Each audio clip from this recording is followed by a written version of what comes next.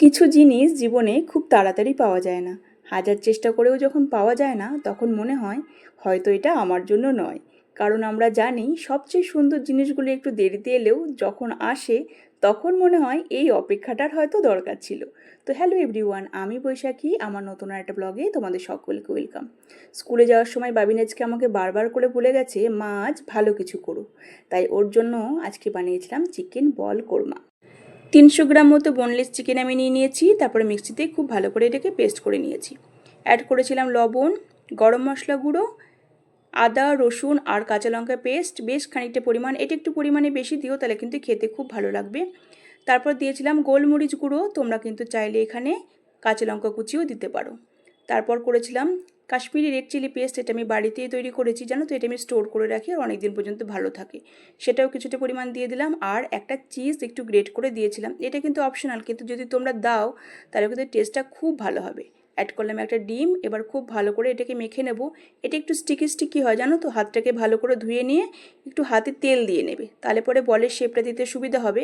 আমার কিন্তু বেশ অনেক কটা বলই হয়েছিল। দেখো, পুরো বল করা কিন্তু আমার কমপ্লিট। এবার তেলটা আমি গরম করতে বসিয়ে দিয়েছিলাম মিডিয়াম টু লো ফ্লেমে। এটাকে লাল লাল করে ভেজে নেব। আমার কিন্তু ভাজা হয়ে গেছে, এগুলোকে তুলে নিলাম। এবার ওই তেলের মধ্যেই বেশ খানিকটা পরিমাণ বাটার অ্যাড করব। যেহেতু কোরমা, বাটার কিন্তু অবশ্যই অ্যাড করো। তারপর কিছু গোটা মশলা ইউজ করব, দিয়ে দিলাম ফোড়নে। তারপর আদা রসুন আর কাঁচা লঙ্কার পেস্ট যেটা করে রেখেছিলাম সেটাকে এর মধ্যে দিয়ে দিলাম। রসুনের গন্ধটা একটু কমে আসলে পেঁয়াজ বাটা অ্যাড করলাম। এটাকেও খুব ভালো করে নাড়াচাড়া করে চার মগজ, কাজু বাদাম আর টক দই পেস্ট করে রেখেছিলাম সেটাকেও অ্যাড করে দিলাম। অ্যাড করলাম বেশ খানিকটা পরিমাণ লবণ, সঙ্গে দিয়েছিলাম একটু ধনে গুঁড়ো।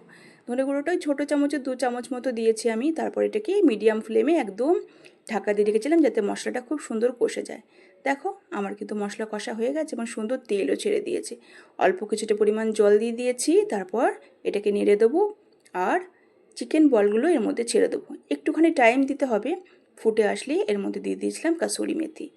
এটা দিয়েও কিছুটা রেখে দিয়ে অ্যাড করলাম গরম মশলা গুঁড়ো। দেখো, অলমোস্ট কিন্তু আমার হয়ে এসছে। ফাইনালি আমি দিয়েছিলাম এর মধ্যে বেশ খানিকটা পরিমাণ বাটার। ঠিক এরকম দাঁড়িয়েছে। এত টেস্টি হয়েছিল, তোমাদের কি বলবো। কেমন হয়েছে বলো তো খেয়ে? ওয়াও, দারুণ। তাহলে চলো, আজকের মতো আসছি। দেখা হচ্ছে কালকে নতুন একটা ব্লগে তোমাদের সাথে খুব শিগগিরই।